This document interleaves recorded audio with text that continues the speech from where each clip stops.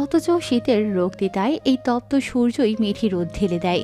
খেয়া আর সামিয়া ক্লাস শেষ করে কলেজে মাঠ পেরিয়ে এসেছে কথা বলতে বলতে। খেয়া আর সামিয়া এই তীব্র মাথা ফাটা রোদে নিজেদের শুটকি মাছ না বানাতে আজ আর ফুচকা খেলো না।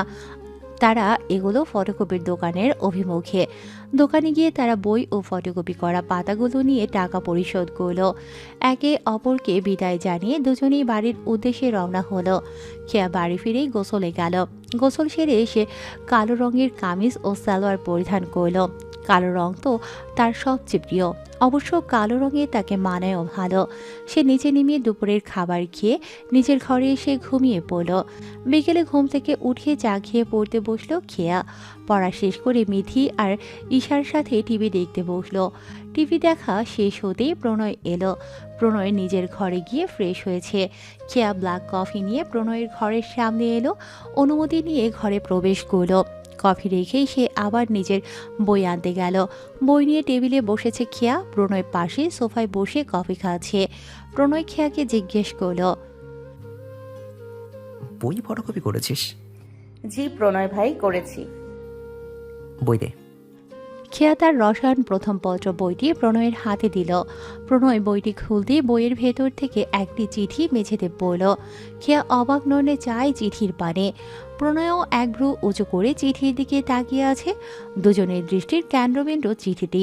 খেয়া বুঝতে পারছে না যে তার বইয়ের মাঝে চিঠিটি এলো কিভাবে। খেয়া একবার প্রণয়ের দিকে তাকালো। প্রণয় তার ঘাড় কাত করে বাঁকা চোখে তারই দিকে তাকিয়ে আছে। কি মারাত্মক দৃষ্টি! দুজনের আঁখিতে আঁখিতে মিলল ঠিকই, কিন্তু ভুল সময়ে। খেয়া ভাবছে কি সাংঘাতিক ব্যাপার। প্রণয় ভাইয়ের মতো একটা জলজান্ত ডাইনোসরের সামনে চিঠিখানাকে পড়তে হলো। অদৃষ্টের কি নির্মম পরিহাস! প্রণয় চিঠিখানা তুলে একবার পুরো চিঠিতে চোখ বুলিয়ে খেয়ার সামনে রাখল। আগের মতো ঘাড় কাত করে বাঁকা চোখে তাকিয়ে বলল, পড়ে শোনা। খেয়া বিস্ফোরিত নয়নে তাকায়। এই উড়ো চিঠি কে পাঠিয়েছে সে তো তাই জানে না। সে চিঠি প্রণয় তাকে পড়ে শোনাতে বুঝছে। এ তো পিঁপড়ের কাছে চিনির খবর দেয়া। খেয়া বাহানা বানাতে বলে, কোন বই পড়বো প্রণয় ভাই? প্রণয় বাঁকা চোখে তাকিয়ে বলে, তোর তাচ্ছিরা পাগলা দেবদাস প্রেমিক যে চিঠি পাঠিয়েছে সেটা পড়বি। খেয়া ঢোক গিলে একদমে বলে, চিঠি পাঠানো লোকটিকে আপনি পাগল বলেছেন সেটা না হয় একদম বিশুদ্ধ ভালো কথা, কিন্তু তাকে আমার প্রেমিক বলাটা আমি কিছুতেই মানতে পারছি না প্রণয় ভাই। প্রণয় ভাবলেশীন ভাবে বলে, তোর মানা না মানায় আমার কি এসে যায়? খেয়া থতমত খায় বলে, কি আশ্চর্য প্রণয় ভাই, আপনি আমার প্রসঙ্গে বলছেন অথচ বলছেন আমার মানা না মানায় আপনার কিছু এসে যায় না। প্রণয় চোয়াল শক্ত করে বলে, তুই কি পড়বি? খেয়া চিঠিখানা এবার দেখল। তবে সে ভীষণ অবাক হলো। আগে সে যে চিঠিগুলো পেয়েছে সেগুলো থেকে আজকের চিঠিটি আলাদা। এটা হাতে লেখা চিঠি, অর্থাৎ এই চিঠিটি ভিন্ন কেউ পাঠিয়েছে। খেয়া চিঠিটি পড়তে লাগলো। পড়তে গিয়ে খেয়ার দাঁত ভাঙার মতো অবস্থা, কেননা এক পাতার চিঠিতে প্রায় 1000টা বানান ভুল। চিঠি পড়তে গিয়ে খেয়ার বেহাল দশা। চিঠিতে কেউ তাকে ভালোবাসার কথা জানিয়েছে। সে পুরো চিঠিটি পড়ে প্রণয়কে শোনালো। চিঠিটি পড়া শেষ হতেই প্রণয় তার দিকে তীক্ষ্ণ প্রশ্ন ছুড়ে দিল, তো তোর এই তাঁর ছিঁড়া পাগলা দেবদাস প্রেমিকটাকে? খেয়া ভেবাচাকা খেয়ে বলে, আমি কিভাবে বলবো প্রণয় ভাই? আপনি না হয় নিজেই তাকে জিজ্ঞেস করে নেবেন সে কে। প্রণয়ের যেন সব বাঁধ ভেঙে গেল।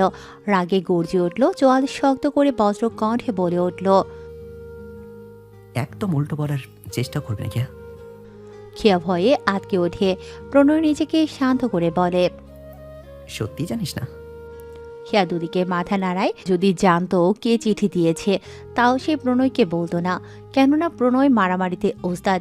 তাকে নাম বললে ব্যাপারটি দা কুমড়ো টাইপের হয়ে যাবে। তাই সে প্রণয়কে নাম বলে একজন নিরীহ অচেনা মানুষের জীবনের 14টা বাজাতে পারে না নিশ্চয়ই। তাহলে এই চিঠি তোর বইয়ের মাঝে উড়ে এসেছে? আমি তো ফটোকপির দোকানে বই ফটোকপি করতে দিয়েছিলাম, তার আগে বইয়ে কোনো চিঠি ছিল না প্রণয় ভাই। প্রণয় কিছু একটা ভেবে খেয়াকে বলল। ঘরে যা। খেয়া বিপদ থেকে বেঁচে নির্বিকারভাবে দ্রুত চলে গেল। রোজকার ন্যায় আজও খেয়া রিস্কায় করে কলেজে পৌঁছালো। কলেজ শেষ করে তপ্ত দুপুরে প্রায় নির্জন রাস্তায় সে রিক্সায় করে বাড়ি ফিরছে। তাদের বাড়ি বা এলাকা থেকে কলেজের দূরত্ব ৪৫ মিনিট। অর্থাৎ কিছু দূর যেতেই রাস্তায় রিক্সা আটকে দাঁড়ালো একটি ছেলে, নাম রনি, সাথে আরও কয়েকটি ছেলে। রনি হলো কিছুটা গুন্ডা টাইপের ছেলে, পড়াশোনাতে ভীষণ অমনোযোগী। সারাদিন নিজের দলবল নিয়ে টোটো কোম্পানির ম্যানেজারের মতো ঘুরে বেড়ানো ছাড়া আর কোনো কাজ আছে বলেই মনে হয় না।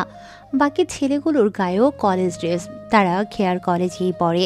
খেয়া হঠাৎ রিক্সা থামানোতে কিছুটা ভড়কে গেল, তবে সে নিজেকে সামনে জিজ্ঞেস করল, এভাবে রাস্তা আটকেছিস কেন রনি? রনি ৩২খানা দাঁত কপাটি বের করে হেসে বলে, তোর সাথে কিছু কথা বলবো তাই। বিরক্তিতে খেয়ার চোখ মুখ কুঁচকে আসে। তোর সাথে তো তেমন বলার মতো কোনো কথা আমার নেই। রনি সিনেমার ভ্যাবলাক্রান্ত খবিশ ভিলেনের ন্যায় ৩২খানা দাঁত বের করে হেসে উঠে বলে, রেগে যাচ্ছিস কেন? একটু ভালোবেসে কথা বল। খেয়ার রাগে রনির মাথার চুল টেনে ছিঁড়তে ইচ্ছে করে। খেয়া চরম রেগে চোখ রাগিয়ে রনিকে সাবধান করতে বলে ওঠে, তুই কিন্তু অসভ্যের মতো কথা বলছিস রনি। আচ্ছা, তুই ভালোবেসে শিখালেই তো আমি শিখে যাব। কত ভালোবেসে ঘন্টার পর ঘন্টা বসে লিখে কাল তোকে প্রেমপত্র পাঠালাম, তুই কিনা আমাকে অসভ্য বলছিস? খেয়ার এবার ভীষণ হাসি পেল, তবে নিজেকে সামলে বলল, তার মানে গাধাটা তুই ছিলি? মানে? একটা পাতার চিঠিতে তোর 1000টা বানান ভুল, আর সেই চিঠি পড়তে আমার দাঁত ভাঙার মতো অবস্থা। রনির সাথের ছেলেগুলো মুখ চেপে হাসছে, তা দেখে রনি খেপে গেল, বলল, তুই যাই বলিস কেয়া, আজ তোকে কালকের চিঠির জবাব দিতেই হবে। আর হ্যাঁ, জবাব আমার মন মতো হলে তবে যেতে পারবি। রনির মতো একটা মাথা মোটার কথা শুনে খেয়ার গা জ্বলে উঠল। সে বলল, তোর চিঠির কোনো জবাবই আমি দেব না। রনি আবার খেপে গেল।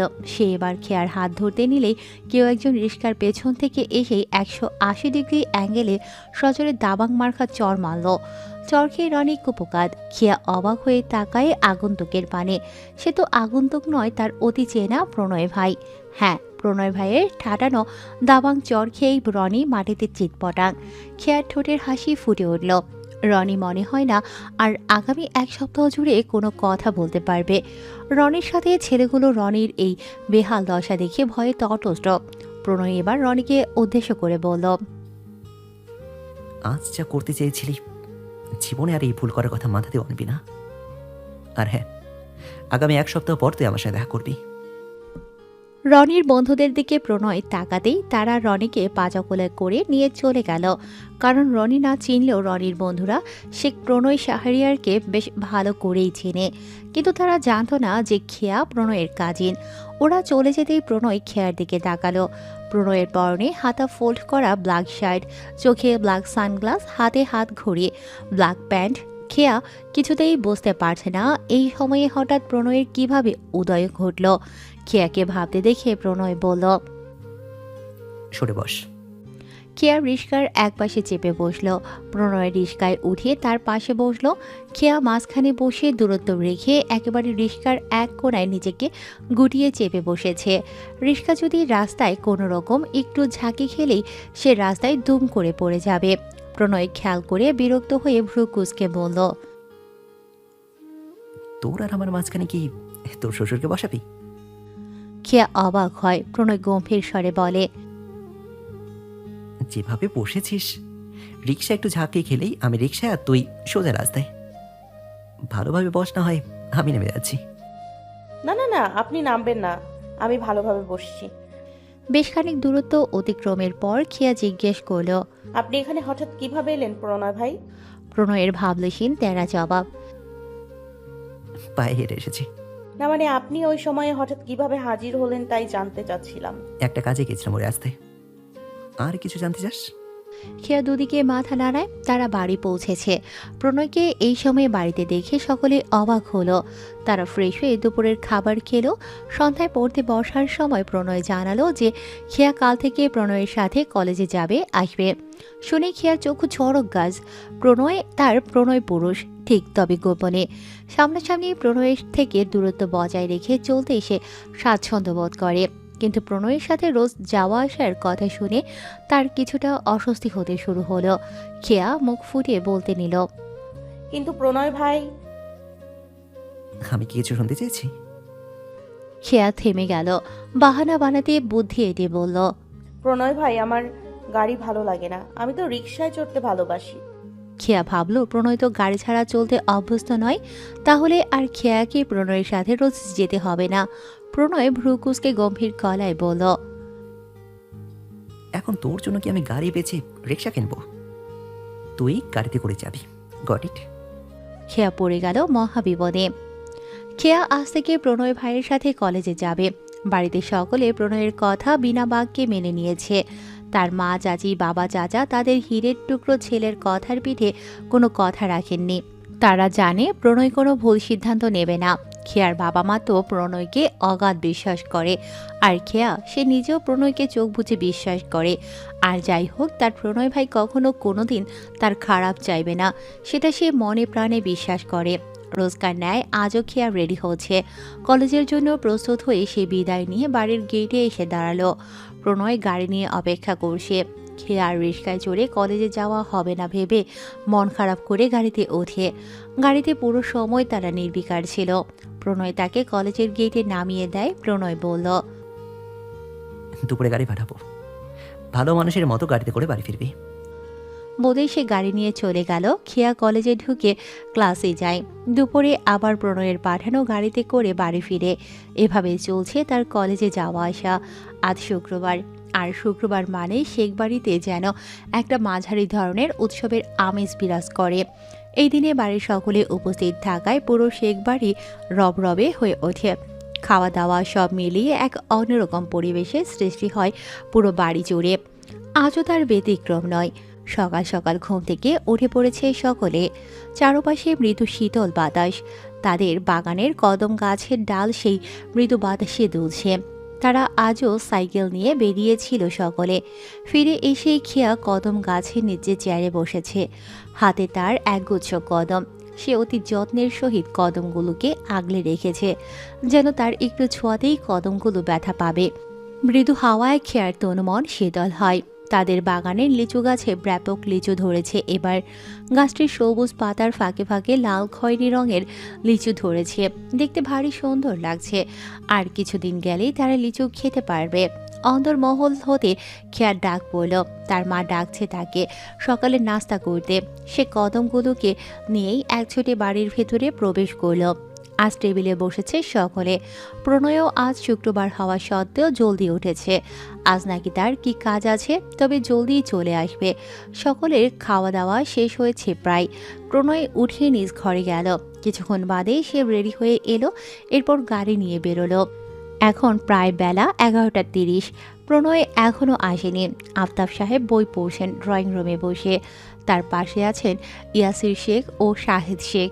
ইয়াসির শেখ ও শাহিদ শেখ সোফায় বসে টিভিতে খবর দেখছেন। রান্নাঘরে ছুটির দিনের স্পেশাল সব রান্না হচ্ছে আজ। শেখ বাড়ির গিন্নিরা নিজ হাতেই সেসব প্রস্তুত করছেন। দারুণ সুগন্ধ বেরিয়েছে খাবারের। খেয়া শুক্রবার বিধায় লাইব্রেরি রুমে বই পড়ছে। মিথি তার ঘরে বসে তার বান্ধবীর সাথে কথা বলছে। প্রান্ত গেছে মাঠে খেলতে। রেহান নিজের ঘরে ল্যাপটপে কাজ করছে। ঈশা তার পুতুলের সঙ্গে খেলছে। হঠাৎ শেখ বাড়িতে গাড়ির আওয়াজ পাওয়া গেল। কিছুক্ষণ বাদেই অন্দরমহলে প্রবেশ ঘটল একজন মেহমানের। তাকে দেখে নিচে ড্রয়িং রুমে উপস্থিত সকলে স্তব্ধ হয়ে গেল। তাকে দেখে আফতাব শেখের হাত হতে তার বইটি মাটিতে পড়ে গেল তার অজান্তেই। রান্নাঘর থেকে যেবা ছুটে এলেন, সেও নির্বিকার হয়ে দাঁড়িয়ে রইলেন। রেহনুমা আর রুবি এগিয়ে এলো রান্নাঘর থেকে। কে এসেছে তাই দেখতে। দেখে তারাও নিশ্চুপ হয়ে গেল। এক মুহূর্তে পুরো বাড়ি জুড়ে বয়ে যাচ্ছে চরম নীরবতা। কখনো কখনো নীরবতা আসে বেদনা আর চাপা আর্তনাদের বিনিময়ে। বহু অপেক্ষা অপ্রাপ্তিতে নীরবতা আসে।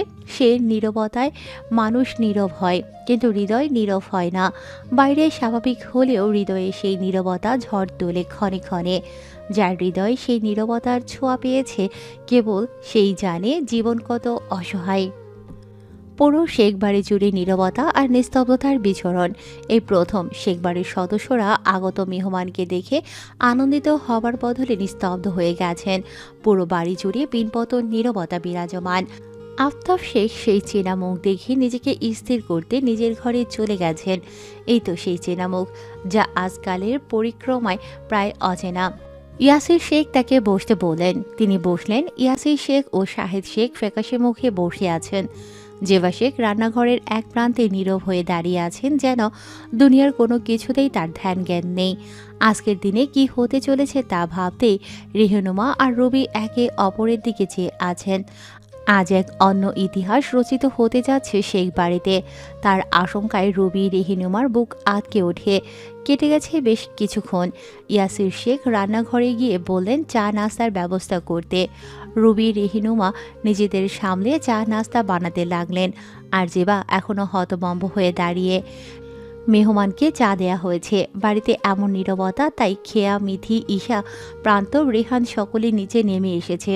বাড়িতে অচেনা মেহমান এবং মেহমানকে দেখে বাড়ির গুরুজনদের এমন নিস্তব্ধতা দেখে তারা ভীষণ অবাক হয়। তারা তো তাদের জীবনে বাড়িতে এমন হতে দেখেনি। আগত মেহমানকে চা নাস্তা দেয়া হয়েছে। তিনি কোনো কিছুই মুখে না নিলেও ইয়াসির শেখের কথায় চায়ের কাপ হাতে তুলে নিলেন। বাড়ির বাইরে গাড়ির আওয়াজ পাওয়া গেল। গাড়ির আওয়াজ শুনে আফতাব শেখ এবার নিচে নেমে এসেছেন। প্রণয় এসেছে ভাবতেই বড়দের চোখে মুখে তীব্র আতঙ্ক দেখা দিল, যেন প্রত্যেকের স্পন্দন দ্রুত বেগে বাড়ছে। খেয়া, মিথি, ঈশা, রেহান, প্রান্ত এখনো বুঝে উঠতে পারছে না হচ্ছে কি। তারা দাঁড়িয়ে আছে এক কোণে। সদরের দরজা দিয়ে প্রণয়ের প্রবেশ। হঠাৎ এক চেনা মুখ দেখে প্রণয়ের পা যেন অবশ হয়ে এলো। সে যেন চিরস্থির হয়ে গেল। সামনে বসা একজন 50 ঊর্ধ্ব বয়সী নারী। ভদ্রমহিলাটির গায়ের রং ধবধবে ফর্সা। দেখেই মনে হচ্ছে বেশ ধনী ও সম্ভ্রান্ত পরিবারের নারী তিনি। এই বয়সেও বেশ স্মার্ট তিনি। গায়ে সিল্কের হালকা বাসন্তী রঙের শাড়ি, গলায় ও কানে হীরের সিম্পল ডিজাইনের গয়না, হাতে কয়েকটি হীরের আংটি, হাতে ঘড়ি, চুল পরিপাটি করে খোপা করা। নিজেকে নিয়ে যেন তিনি এখনও বেশ সচেতন, তা তাকে দেখে এক পলকেই বলে দেয়া যায়। ভদ্রমহিলা চায়ের কাপে চুমুক দিলেন। তিনি এখনও সামনে দাঁড়ানো প্রণয়কে চেনেননি।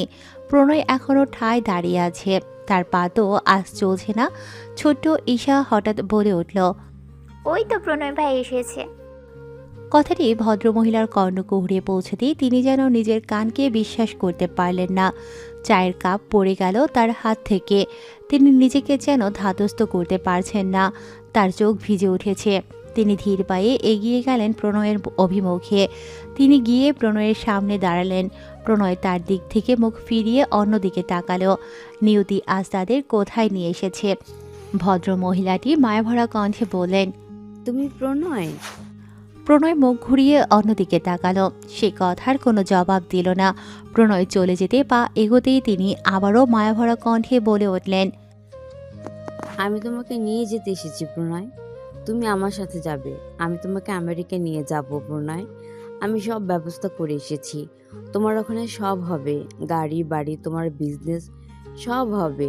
আমি তোমাকে নিতে এসেছি প্রণয়। ভদ্র মহিলাটির কথা শুনেই সকলের হৃদয় মুচড়ে ওঠে। প্রণয় এবার পেছনে ফিরে তাকিয়ে শক্ত গলায় বলে, ওকে, কে আপনি? ভদ্র মহিলাটি এবার হাসি মুখে জবাব দেয়, ও হ্যাঁ, তুমি তো নিশ্চয়ই আমাকে চিনতে পারোনি প্রণয়। আমি শাহানুর কবির চৌধুরী।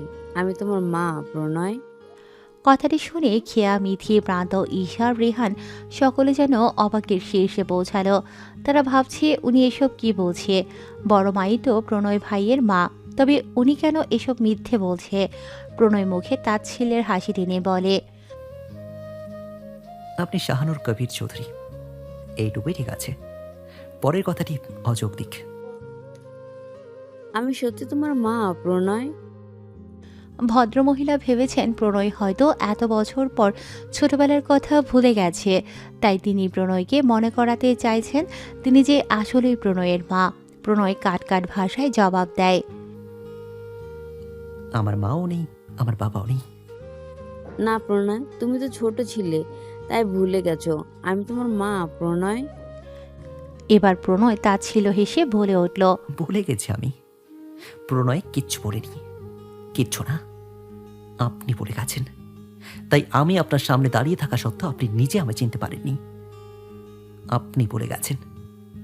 এত সহজে কি সব বলা যায়? এত সহজেই চেনা মুখ অচেনা হয় কি করে? আমি তো বলতে পারিনি। ভদ্রমহিলা আঁতকে উঠলেন। তার মানে প্রণয় তাকে আগেই চিনতে পেরেছে। ভাগ্যের কি নির্মম পরিহাস! এত বছর পর ছেলে মাকে চিনতে পারলেও কালের পরিক্রমায় মা তার জন্ম দেয়া ছেলের চেনা মুখ আজ চিনতে পারছে না। নিয়তির কাছে বড্ড অসহায় আমরা। তুমি আমাকে চিনতে পেরেছো প্রণয়? প্রণয় তাচ্ছিল্য হেসে জবাব দেয়। আমার চেনায় কি এসে যায়? আপনি তো আমাকে চিনতে পারেননি। আমি তোমাকে নিয়ে যেতে এসেছি প্রণয়। কোথায়? আমার কাছে, আমি যেখানে থাকি আমেরিকাতে। তো কোন পরিচয়ে আপনি আমায় নিয়ে যেতে এসেছেন? মা তার ছেলেকে নিয়ে যেতে এসেছে প্রণয়। এবার যেন প্রণয় আগ্নেয়গিরির ন্যায় গর্জে উঠল। আজ হঠাৎ 21 বছর পর মনে পড়েছে যে আপনার কোনো ছেলে আছে।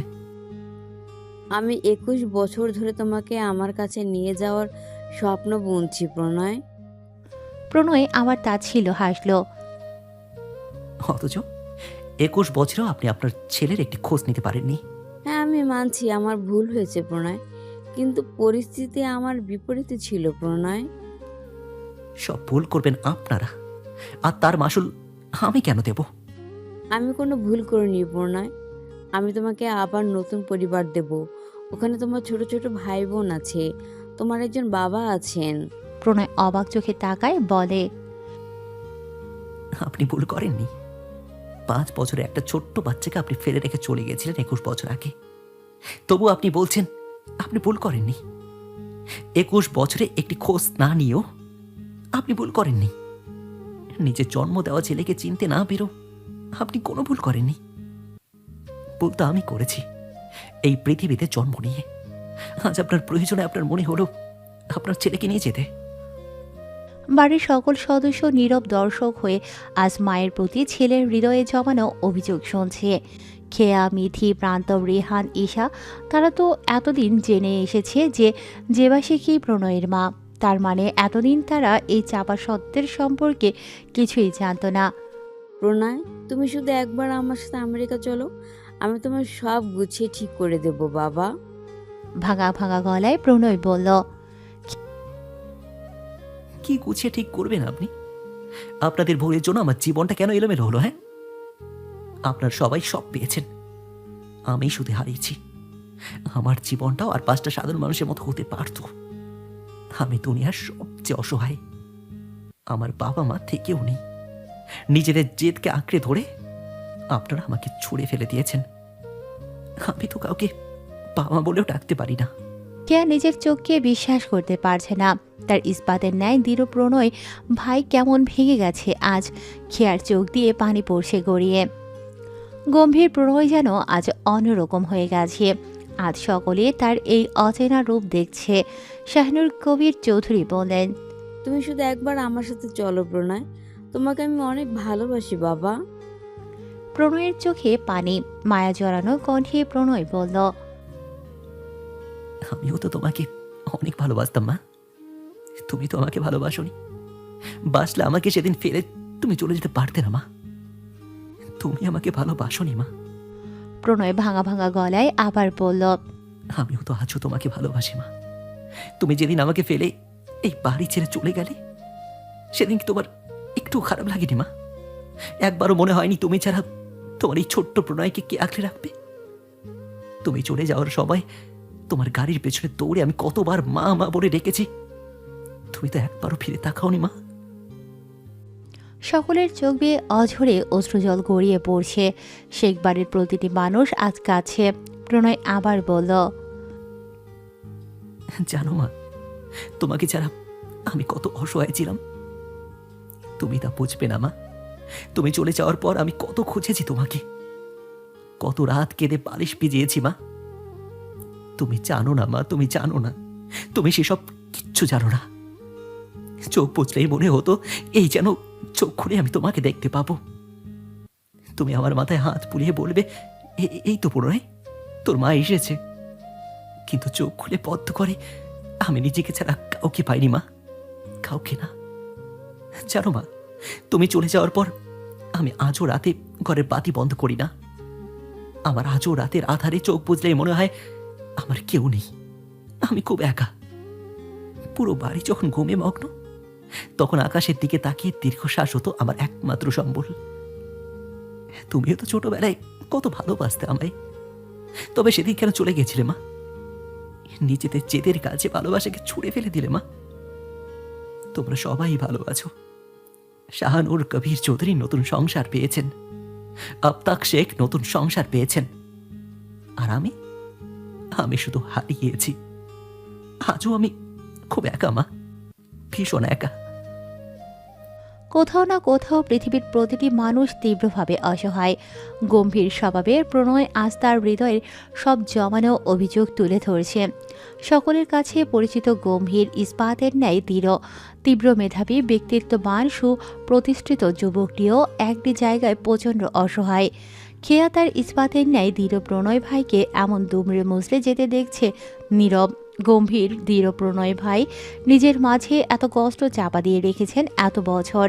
প্রণয়ের কথাগুলো শুনে অঝরে তার চোখ দিয়ে পানি গড়িয়ে পড়ছে।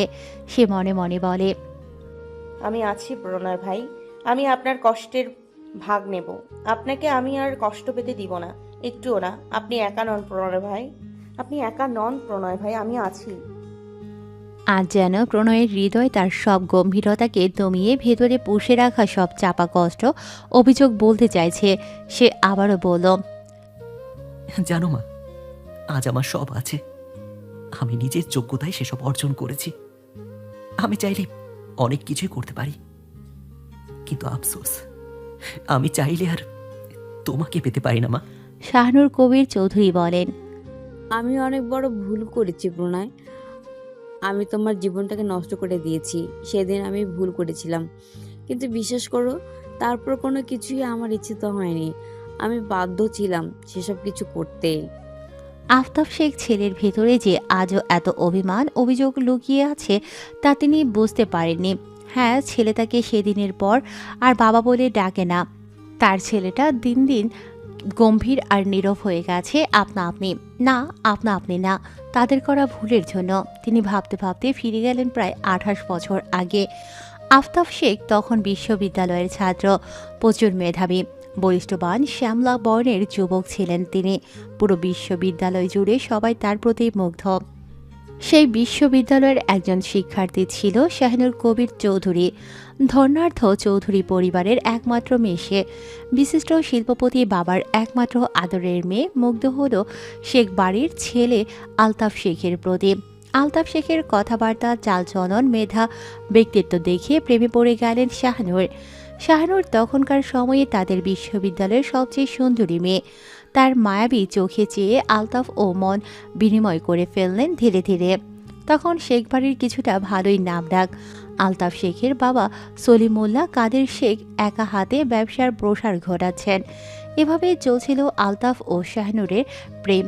হঠাৎই শাহানুর তার বাবা শিল্পপতি শাহজাহান চৌধুরী শাহানুরের বিয়ে ঠিক করলেন এক বিশিষ্ট শিল্পপতির ছেলের সাথে। শাহানুর সেই সিদ্ধান্ত মানতে না পেরে এক কাপড়ে বাড়ি ছেড়ে ছুটে এলেন আলতাফের কাছে। প্রেয়সীর চোখে জল দেখে তাকে হারানোর ভয়ে আলতাফ শেখের হৃদয় মুচড়ে ওঠে। তিনি সিদ্ধান্ত নেন আজই বিয়ে করবেন। তিনি শাহানুরকে বিয়ে করে শেখ বাড়িতে পা রাখলেন আলতাফ ও শাহানুর। আলতাফের বাবা সলিমুল্লাহ কাদের শেখ মানতে পারলেও আলতাফের মা জাহানারা শেখ কিছুতেই এই বিয়ে মানতে পারলেন না। তিনি তো তার বোনের মেয়ে জেবাকে পুত্রবধূ করতে চেয়েছিলেন। তবুও নিজের মনের ইচ্ছাকে দমিয়ে তিনি শাহানুরকে পুত্রবধূ হিসেবে বরণ করে নিলেন। ভালোই চলছিল আলতাফ আর শাহানুরের সংসার। এর মাঝেই প্রণয়ের জন্ম হলো। প্রণয়ের বয়স যখন 4 বছর, তখন হঠাৎ করেই আলতাফ শেখের বাবা সলিমুল্লাহ কাদের শেখ পরলোক গমন করলেন। তার মৃত্যুতে ব্যবসার পতন ঘটতে শুরু করেছে। আলতাফ শেখ সবে তখন বিশ্ববিদ্যালয়ের পাঠ চুকিয়ে বাবার ব্যবসায় বাবাকে কিছুটা সাহায্য করছে। বাবার হঠাৎ মৃত্যুতে তিনি কিছুই সামলে উঠতে পারছেন না, সব কিছু এলোমেলো হয়ে যাচ্ছিল।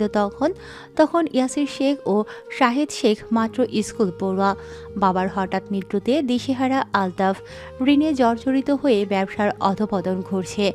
একদিকে নিজের নতুন সংসার, স্ত্রী, সন্তান, অন্যদিকে প্রায় ভেঙে পড়া ব্যবসার দায়িত্ব, দুই ভাইয়ের লেখাপড়ার দায়িত্ব, সংসার, অসুস্থ মাকে নিয়ে আলতাফ শেখ তখন চরম বিপাকে দিশেহারা।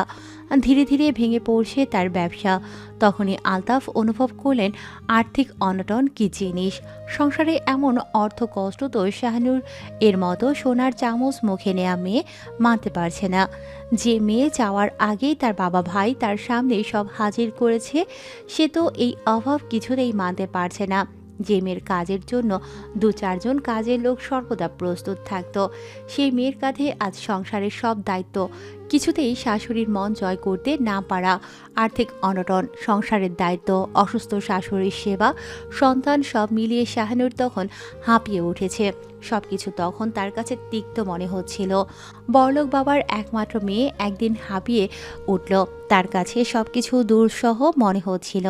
শাহানুর জানতে পারল যে তার শাশুড়ি জাহানারা শেখ তার বোনের মেয়েকে পুত্রবধূ করতে চেয়েছিলেন, তাই নিজের বোনের মেয়ের জায়গায় শাহানুরকে তিনি মানতে পারেননি। তাই শত চেষ্টা করেও শাহানুর জাহানারা বেগমের মন জয় করতে পারেনি। সবকিছু মানতে না পেরে শাহানুর হাঁপিয়ে গিয়ে আলতাফ শেখের সাথে বাগবিতণ্ডায় জড়ায়। এক পর্যায়ে দুজনের ঝগড়া চরম পর্যায়ে পৌঁছায়। আলতাফ শেখ জেদের বসে শাহানুরের গায়ে হাত তোলে এবং বলে এই সংসার থেকে বেরিয়ে যেতে। জীবনে গায়ে একটা টোকা না পড়া মেয়ে শাহানুর যখন ভালোবাসার মানুষের থেকে এমন অপমানিত হয়, সে তা মানতে না পেরে জেদের বসে সংসারের মায়া ছেড়ে বাবার বাড়িতে ছুটে যায়।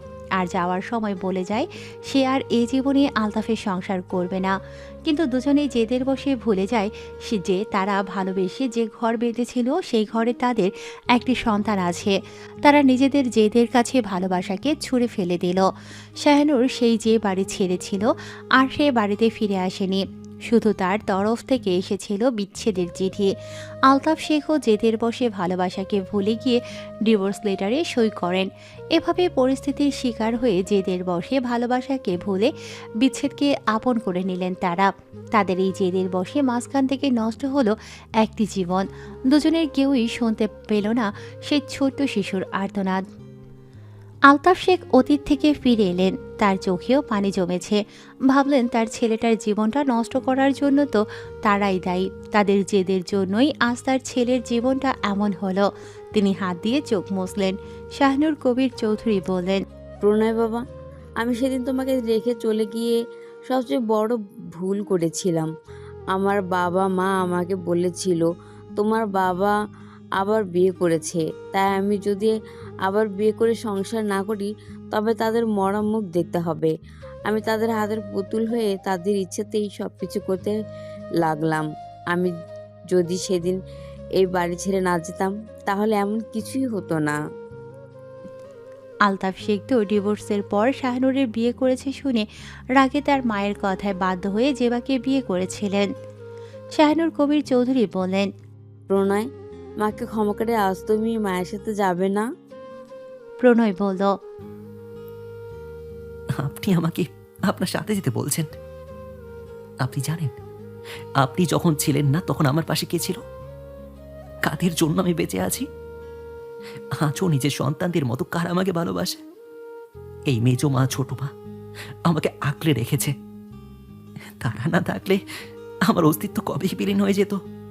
শাহানুর চলে যাবার পর জাহানারা শেখ আলতাফ শেখকে দোহাই দিয়ে তার বোনের মেয়েকে জেবাকে এ বাড়িতে বউ করে আনেন।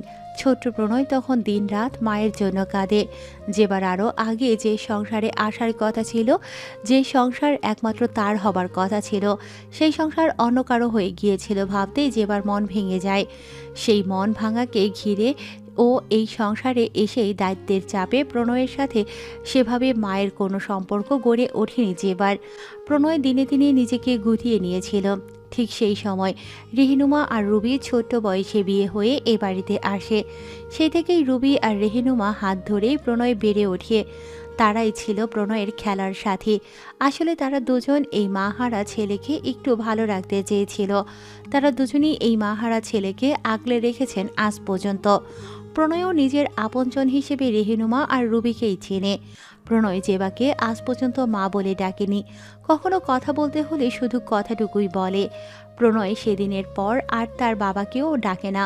তার বাবা মায়ের জেদেই তো তাদের সুখের জীবনটা এলোমেলো। তার দুনিয়ায় সব থেকেও যেন কিছুই তার নেই আজ।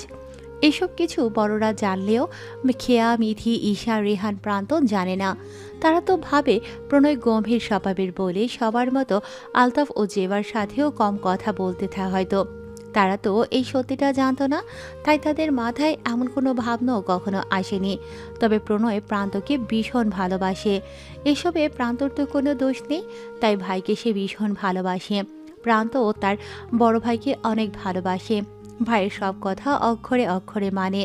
জেবা অবশ্য প্রান্তর প্রতি প্রণয়ের এই ভালোবাসা দেখে অনেক আগেই প্রণয়ের প্রতি নিজের করা অবহেলার কথা বুঝতে পেরে অনুতপ্ত হয়েছেন।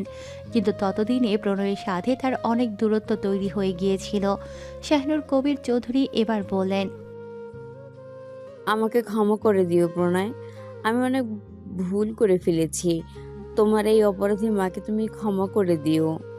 প্রণয় চোখ মুছে বলল, আমার আর আজকের পর আপনার প্রতি কোনো রাগ, অভিমান, অভিযোগ কিচ্ছু নেই। আপনি আপনি সেসব নিয়ে ভাববেন না। আপনার এখন দুজন সন্তান আছে, সংসার আছে। আমাকে নিয়ে ভেবে তাদের প্রতি কোনো অবহেলা করবেন না, সেটা আমার ভালো লাগবে না। আমি চাই না পৃথিবীর কোনো সন্তান বাবা মা থাকা সত্ত্বেও আমার মতো জীবন নিয়ে বেড়ে উঠুক। আলতাফ শেখ আজ বুঝতে পারছেন তিনি জীবনে কত বড় ভুল করেছেন। নিজের ব্যবসা কাজের চাপে তিনি কখনো ভাবার সময়ই পাননি তার মা হারা ছেলেটা কিভাবে দিনে দিনে চাপা কষ্ট নিয়ে বড় হয়েছে। তিনি এইসব কখনো ভাবতেও পারেননি। আসলে প্রণয় গম্ভীর আর চাপা স্বভাবের মানুষ, তাই তাকে দেখে কেউ বোঝেনি যে সে এত চাপা কষ্ট ভেতরে আজও জমিয়ে রেখেছে।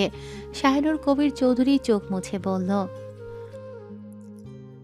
কাল আমি আমেরিকা ফিরে যাচ্ছি প্রণয়, তুমি ভালো থেকো। আলতাফ শেখ আজ অপরাধীর ন্যায় দাঁড়িয়ে আছেন। ছেলে এত বছরে তার অবহেলায় তাকে মুখ ফুটে কিছুই বলেনি।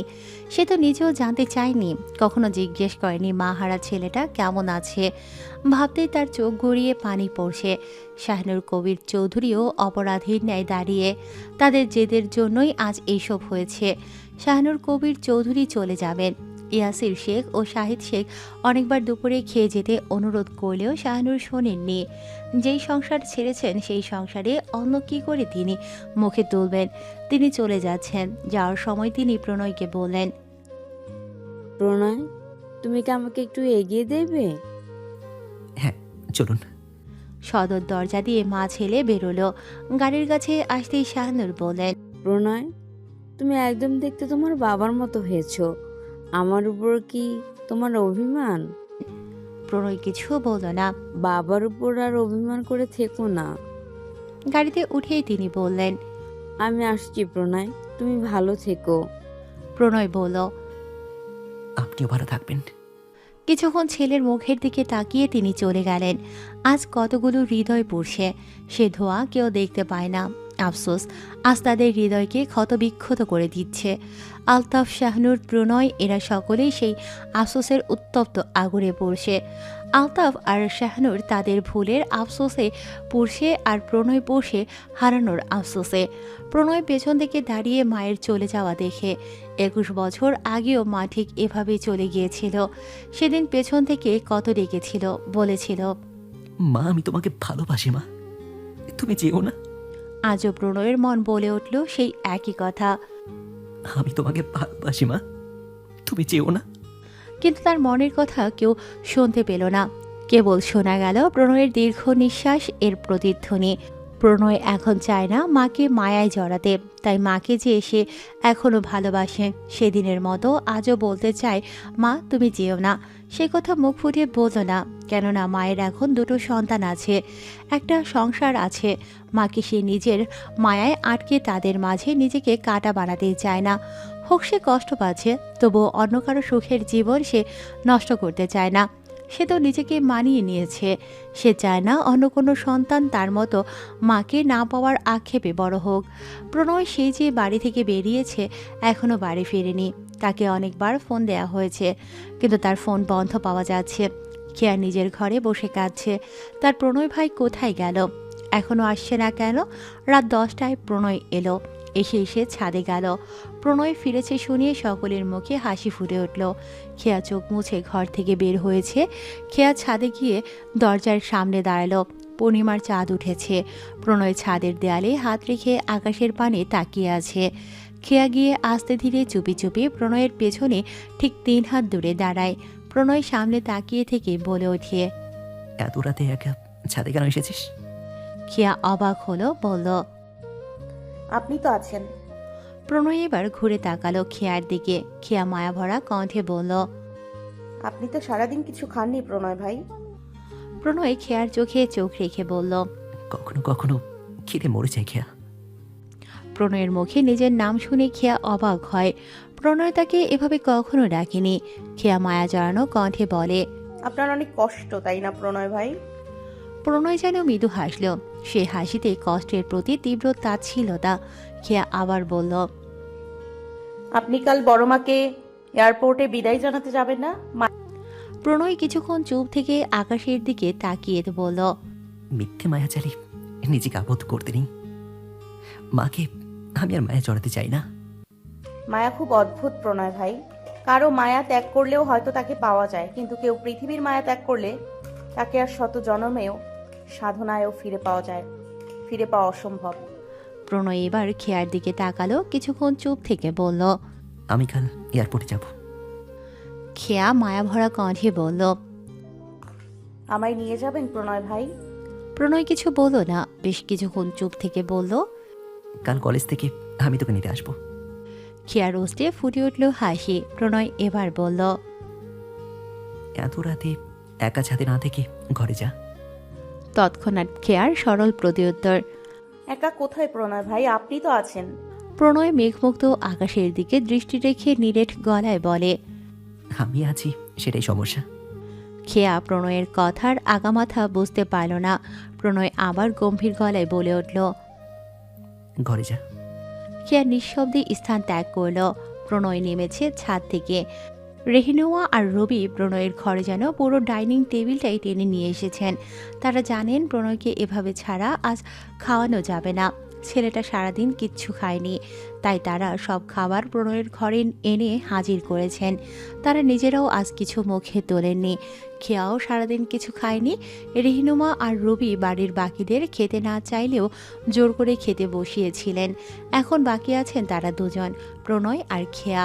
প্রণয়, রেহিনুমা আর রবি এসব কাণ্ড দেখে বলে, মেজমা, ছোট মা, আমার খিদে নেই। তোমরা এসব ওপরে টেনে এসো কেন? রেহিনুমা বললেন, কে বলেছে তোর খিদে নেই? তুই না খেলে আমি আর তোর ছোট মাও খাবো না। প্রণয় শুনে অবাক হলো না। তারা তো এমনই, তার সুখে দুঃখে তারাই তো আগলে রেখেছিল তাকে। সে খায়নি বলে তারাও তো না খেয়েই আছে এখনো। প্রণয় বলল, ছোট থেকে তোমরা না থাকলে আমি তো কবেই শেষ হয়ে যেতাম।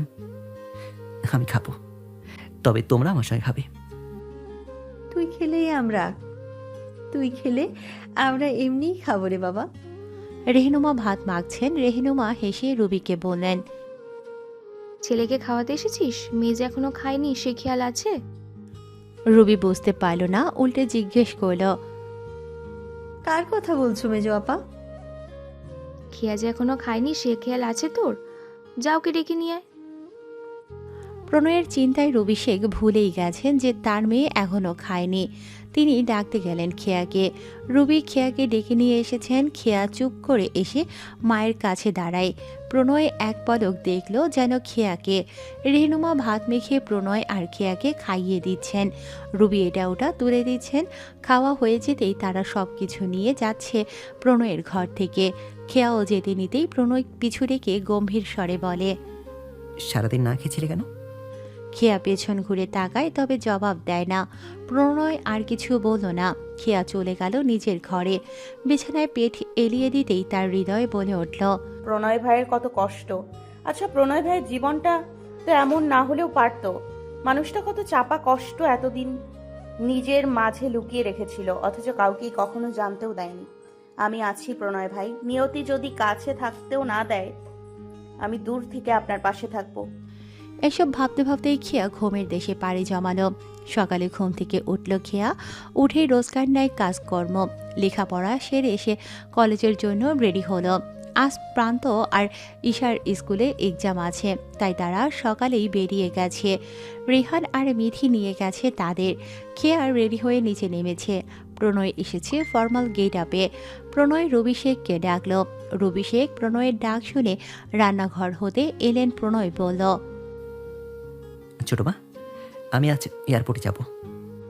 রবি শেখের মুখে হাসি ফুটে উঠল। তিনি বললেন, সে তো বেশ ভালো কথা।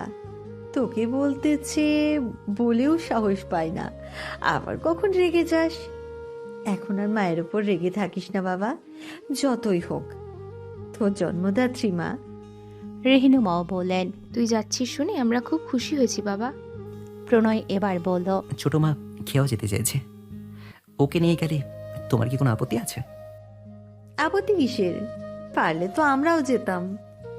রেহিনুমা শেখ বললেন, দেখতি আজ প্রান্ত ঈশার এক্সাম না থাকলে ওরাও যেতে চাইতো। খেয়া আর প্রণয় বেরিয়েছে। রবি শেখ আর রেহিনুমা শেখ বললেন সাবধানে যেতে। প্রণয় খেয়াকে কলেজ গেটে পৌঁছে দিয়ে অফিসের উদ্দেশ্যে রওনা হলো।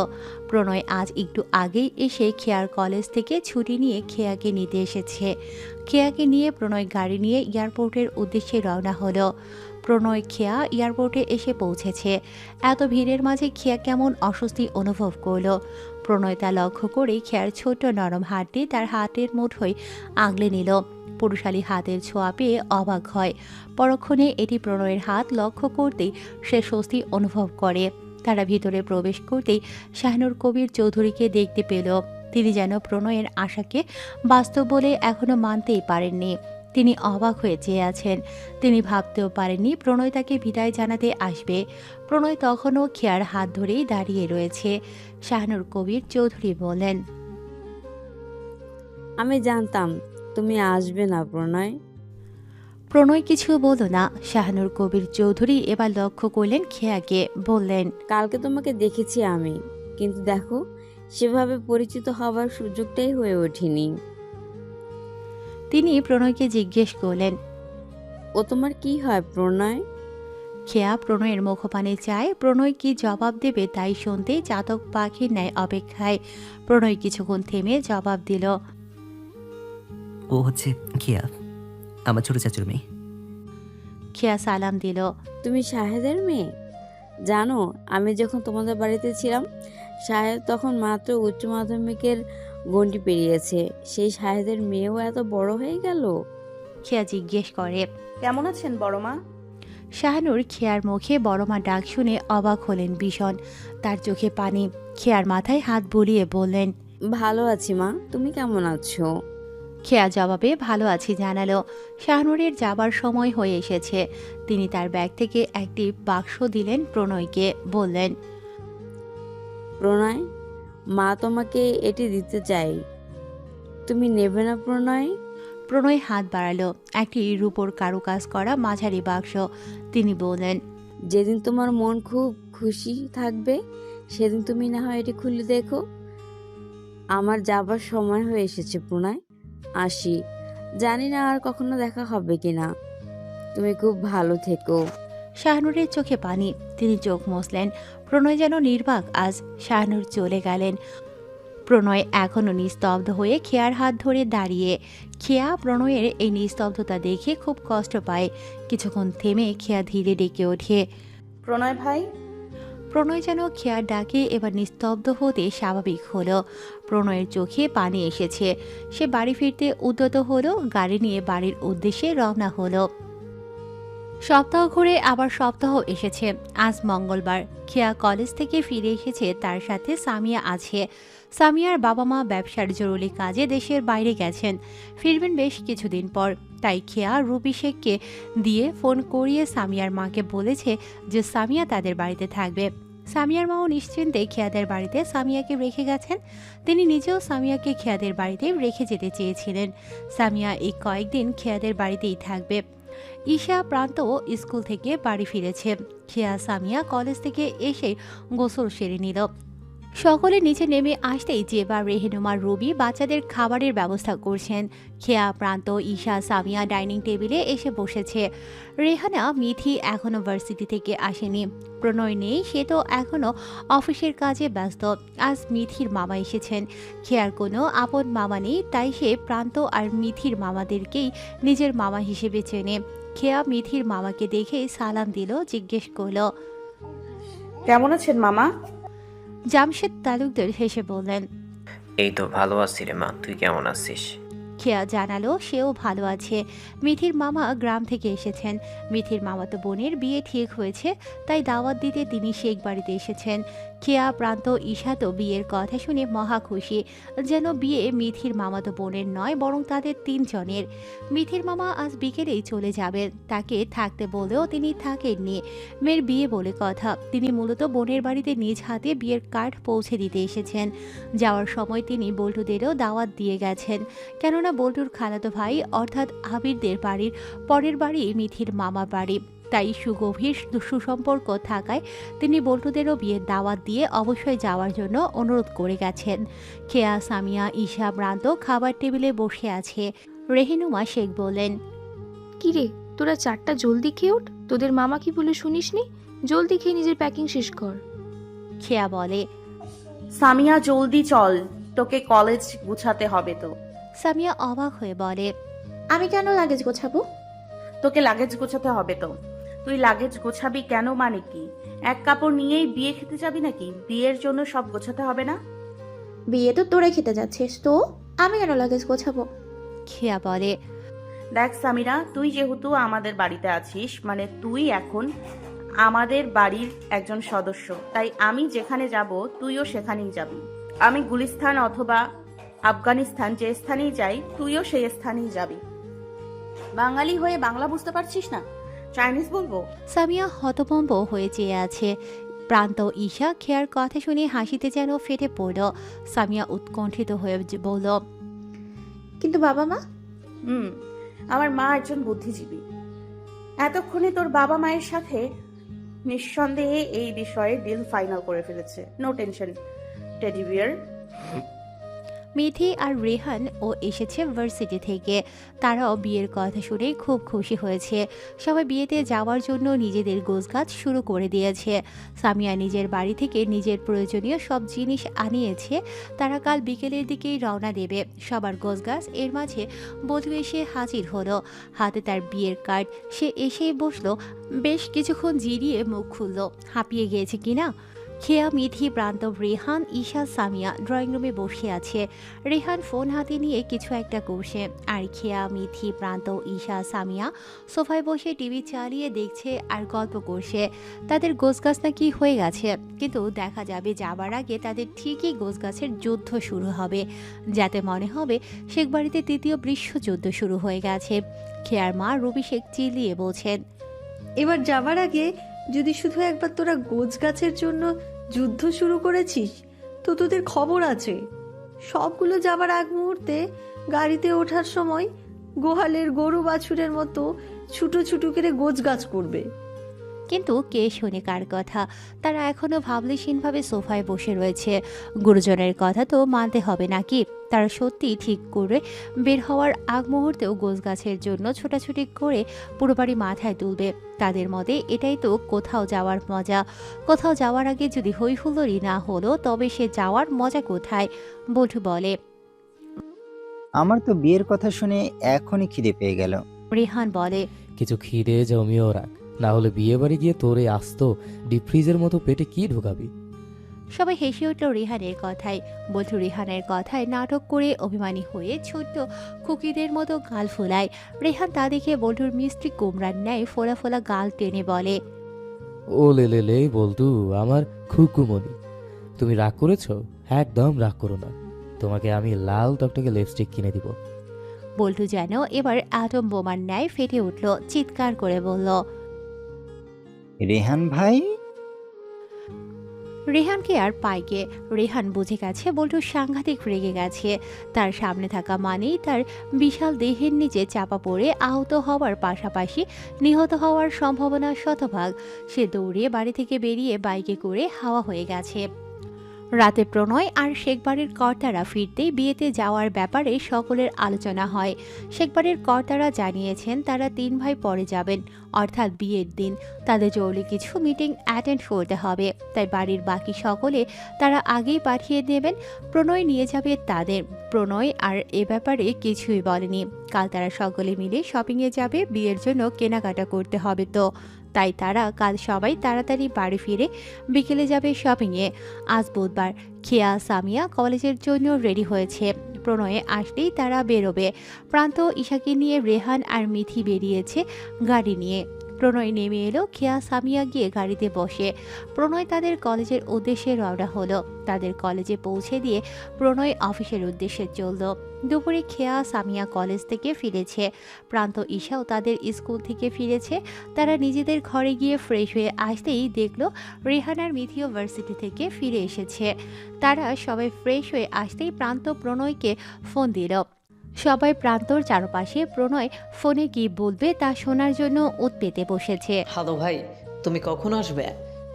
টেলিফোনের অপর পাশ হতে প্রণয় গম্ভীর কণ্ঠস্বরে জবাব দিল, আসছি আমি। কিছু লাগবে তোর? না ভাই, আমার কিছু লাগবে না, তুমি জলদি এসো। খেয়া প্রান্তকে পাঠালো বল্টুকে জানাতে যে আজ তারা শপিংয়ে যাবে। বল্টুও যেন তাদের সাথে যায়। প্রান্ত ছুটে গেল বল্টুকে জানাতে, জানিয়েই আবার এক ছুটে ফিরে এসে জানালো যে বল্টুও যাবে। ইতিমধ্যেই শেখ প্রণয় শাহরিয়ার এর প্রবেশ ঘটল অন্দরমহলে। সে এসেই সোজা উপরে চলে গেল। ফ্রেশ হয়ে পরিপাটি হয়ে আবার নিচে নেমে এলো। সকলে প্রণয় আসতেই ডাইনিং টেবিলে গিয়ে বসলো। আজ বাড়িতে বিরিয়ানি রান্না হয়েছে। পুরো বাড়ি বিরিয়ানির সুগন্ধে মমও করছে। জেবা শেখ একটা টিফিন ক্যারিয়ার খেয়ার হাতে ধরিয়ে দিয়ে বললেন, যা তো মা, এটা বল্টুর মাকে দিয়ে আয়। গরম গরম বিরিয়ানি, ওরাও একটু খেয়ে দেখবে। খেয়া টিফিন ক্যারিয়ার হাতে নিয়ে যেতে উদ্যত হলো বল্টুদের বাড়িতে। সামিয়া বলল, চল খেয়া, আমিও যাই তোর সাথে। সামিয়া আর খেয়া মিলে বল্টুদের বাড়িতে বিরিয়ানি দিতে চলে গেল। খেয়া সামিয়া ফিরে আসতেই তারা সকলে খাওয়া আরম্ভ করলো। তারা সকলে খেয়ে দিয়ে কিছুটা বিশ্রাম নিল। বিশ্রাম নিয়েই তারা আবার শপিংয়ের উদ্দেশ্যে রওনা দেবে। জেবা, রুবি, রেহিনুমা বাদে বাড়ির সব বাচ্চারাই যাবে শপিংয়ে। তারা সব কিছু গোছগাছ করবে। বিকেল হতেই সবাই রেডি হচ্ছে। বল্টু রেডি হয়ে এসে বসে আছে, কেননা বেরোনোর আগে একটু রেস্ট নিয়ে নিচ্ছে। নিজের বাড়ি থেকে খেয়াদের বাড়িতে আসতে যেন তার 7 সমুদ্র 13 নদী পার হয়ে আসতে হয়েছে কিনা তাই। খেয়া পড়েছে লাল খয়েরি রঙের জামা, চোখে একটুখানি আইলাইনার, মাস্কারা আর ঠোঁটে একটু লিপস্টিক দিয়েছে। সে রেডি হয়ে বসে আছে বল্টু আর প্রান্তর সাথে। সামিয়া, মিথি, ঈশা এখনও রেডি হচ্ছে। তারা এতক্ষণ ধরে রেডি হচ্ছে নাকি থালা বাসন মাজছে সেটাই খেয়া, বল্টু আর প্রান্ত মিলে বোঝার চেষ্টা করছে। রেহান আর প্রণয় বাইরে গাড়ি বের করে রেখে আসতে গিয়েছিল। প্রণয় এসে সোফায় বসলো। একবার সে খেয়ার দিকে তাকালো যেন। রেহান জিজ্ঞেস করল, জোকারগুলোর এখনো সাজগোজ হয়নি? প্রান্ত আর খেয়া রেহানের কথা শুনে হাসছে। বল্টু হাসলো না, সে তো ভীষণ ক্ষেপে আছে রেহানের ওপর এখনও। পারলে রেহানকে সে ফুচকাওয়ালা মামার দোকানে নিয়ে গিয়ে বোম্বাই মরিচের পানিতে গোসল করায়। প্রণয় ফোন নিয়ে ব্যস্ত। ইতিমধ্যেই মিথি, ঈশা, সামিয়া সিঁড়ি দিয়ে নামছে। রেহান তাদের লক্ষ্য করে বলল, এ কি, তোরা কারা? তোরা শপিংয়ে যাচ্ছিস নাকি সার্কাসে যাচ্ছিস? কপালে নিজেদের নাম লিখে রাখ, ভিড়ের মধ্যে হারিয়ে গেলে তোদের মুখ দেখে না চিনলেও তোদের কপালের নাম দেখে চিনতে পারবো। খেয়া প্রান্ত রেহানের কথা শুনে হাসি থামিয়ে রাখতে পারল না। খেয়া মুখ চেপে হাসে। মিথি রেহানকে বলল, তুই চুপ কর তো, সাজগোজের তুই বুঝবি কি? সামিয়াও মিথির কথায় তাল মেলালো। প্রণয়ের গম্ভীর স্বর, তোরা কি যেতে চাস? ব্যাস, সবাই লিকেজ হওয়া বেলুনের মতো চুপসে গেল। প্রণয় বেরিয়ে গেল। রেহান ভাইয়ের পক্ষ পেয়ে তাদেরকে ভেঙচি মেরে প্রণয়ের সাথে বেরিয়ে গেল। সবগুলো প্রণয়ের পিছু পিছু হাঁসের ছোট্ট ছোট্ট বাচ্চার মতো লাইন ধরে অ্যাসেম্বলি করার মতো গাড়ির সামনে গিয়ে থামলো। প্রণয় আজ নিজের গাড়ি বের করেনি। অবশ্য তার গাড়িতে এই আন্ডা বাচ্চাগুলোর জায়গা হবে না। প্রণয় বসেছে ড্রাইভিং সিটে, রেহান তার পাশের সিটে বসেছে, মাঝের সারিতে বসেছে খেয়া, মিঠি, ঈশা, সামিয়া, আর পেছনের সারিতে বসেছে বল্টু আর প্রান্ত। গাড়িতে উঠে বল্টু চেঁচিয়ে বলে উঠল, প্রণয় ভাই আগে জলদি এসি ছাড়ুন, না হলে আমাকে নিয়ে শপিংয়ে না গিয়ে হাসপাতালে যেতে হবে। উফ, কি গরম পড়েছে। বল্টুর কথায় প্রণয় বাদে সকলেই একসাথে হেসে উঠল। প্রণয় এসি ছাড়ল। রেহান বলে উঠল, নে, তোদের আর আজ সার্কাসে যেতে হবে না, আগে মনে হয় হাসপাতালে যেতে হবে। এবারও প্রণয় বাদে সকলে হাসলো রেহানের কথায়। রেহানকে তারা খুব কমই হাসতে দেখে, প্রণয় তো স্বভাবগতই এমন গম্ভীর। গাড়ি চলছে। আজকের দিনটা রৌদ্রোজ্জ্বল, বাইরে বেশ রোদের উত্তাপ। বল্টু এসে ছাড়ার পরপরই ঘুমের সাগরে তলিয়ে গেছে। গাড়িতে উঠলেই তার ঘুম পায়। পেছনে বল্টুর পাশে শুধুমাত্র প্রান্ত থাকায় বল্টু ময়ূরের মতো বেঘুম মেলার মতো করে হাত পা ছড়িয়ে ছিটিয়ে শুয়ে আছে। বেচারা প্রান্তর বেহাল দশা। কিছুক্ষণ পরপরই বল্টুর কাছ থেকে নির্বাচারে কিল ঘুষি খাচ্ছে। বল্টু ঘুমের সাগরে আরও তলিয়ে যেতেই শুরু হলো তার সহনীয় নাক ডাকা।